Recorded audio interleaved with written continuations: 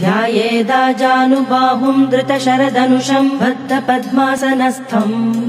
पीतम् वासोऽवसानम् नवकमलदलस्पर्धिनेत्रम् प्रसन्नम् वामाङ्गारूढसीतामुखकमलमिलल्लोचनम् नीरदाभम् नानालङ्कारदीप्तम् दधतमुरुजटामण्डलम् रामचन्द्रम् अथ स्तोत्रम् चरितम् रघुनाथस्य शतकोटिप्रविस्तरम् एकैकमक्षरम् पुंसाम् महापातकनाशनम्